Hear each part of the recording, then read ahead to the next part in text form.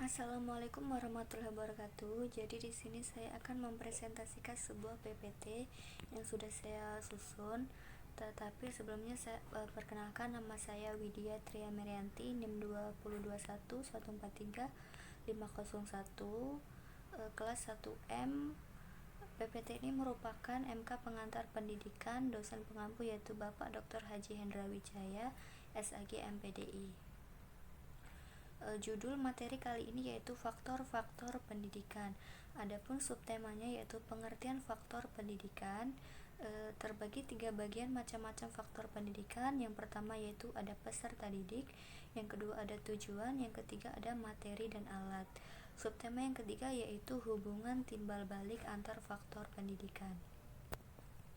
Subtema yaitu pengertian faktor pendidikan. 1. Pengertian pendidikan. Secara universal, pendidikan dapat didefinisikan sebagai suatu cara untuk mengembangkan keterampilan, kebiasaan, dan sikap-sikap yang diharapkan dapat membuat seseorang menjadi warga negara yang baik. Tujuannya untuk mengembangkan atau mengubah kognisi, afeksi, dan konasi seseorang. 2. Yaitu pengertian faktor pendidikan. Faktor pendidikan yaitu suatu tindakan atau perbuatan atau situasi yang tidak disengaja diadakan oleh orang dewasa atau pendidik untuk mencapai tujuan pendidikan, tetapi berakibat anak sampai pada hasil yang sama dengan apa yang diharapkan atau sama dengan tujuan pendidikan. 2. Yaitu macam-macam faktor pendidikan. Faktor-faktor pendidikan dalam aktivitas pendidikan. Ada beberapa faktor pendidikan yang dapat membentuk pola interaksi atau saling mempengaruhi.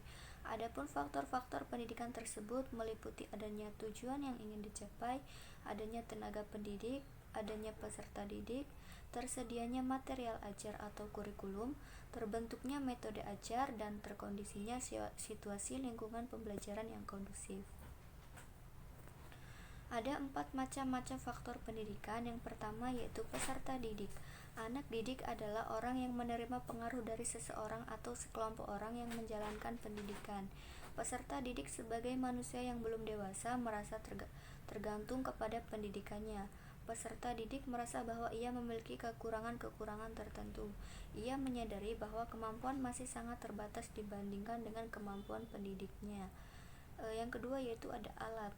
Alat pendidikan adalah suatu tindakan atau situasi yang disengaja diadakan untuk tercapainya suatu tujuan pendidikan tertentu atau yang diinginkan. Dalam pengertian yang luas, alat meliputi juga faktor-faktor yang lain seperti tujuan, pendidik, anak didik, dan lingkungan pendidikan bila mana faktor-faktor tersebut digunakan dan direncanakan dalam perbuatan atau tindakan mendidik. Yang ketiga yaitu terdapat materi. Yang termasuk dalam arti atau materi pendidikan ialah segala sesuatu oleh pendidik yang akan langsung disampaikan kepada peserta didik dalam rangka mencapai tujuan pendidikan. Yang keempat yaitu adanya tujuan. Cita-cita atau tujuan yang ingin dicapai harus dinyatakan secara jelas, sehingga semua pelaksana dan sasaran pendidikan memahami atau mengetahui suatu proses kegiatan seperti pendidikan. Bila tidak mempunyai tujuan yang jelas untuk dicapai, maka prosesnya akan mengabur. Subtema yang terakhir yaitu 3. Hubungan timbal balik antar faktor pendidikan. Hubungan timbal balik antar faktor pendidikan dapat diartikan lain sebagai keterkaitan yang saling menguntungkan antar faktor pendidikan. Dalam melakukan suatu sistem pendidikan harus ada faktor-faktor yang melakukan ataupun yang mendukung agar sistem tersebut dapat berjalan. Faktor-faktor tersebut juga saling berkaitan satu sama lain. Adapun 2 pengaruh yaitu pertama, pengaruh sekolah terhadap masyarakat. Dalam hal pengaruh sekolah terhadap masyarakat pada dasarnya tergantung kepada luas tidaknya serta kualitas output pendidikan atau sekolah itu sendiri. Semakin besar output sekolah tersebut dengan disertai kualitas yang mantap, dalam artian mampu mencetak sumber daya manusia yang berkualitas, maka tentu saja pengaruhnya sangat positif bagi masyarakat.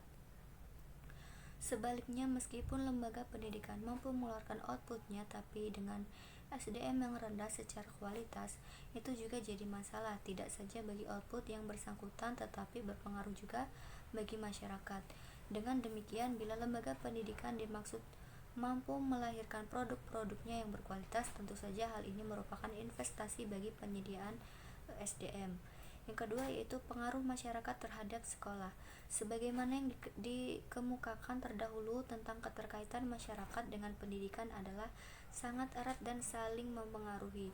Suatu kenyataan bagi setiap orang bahwa masyarakat yang baik, maju, modern ialah masyarakat yang di dalamnya ditemukan suatu tingkatan pendidikan yang baik, maju dan modern pula wujud lembaga-lembaganya maupun jumlah dan tingkat pendidikan yang terdidik.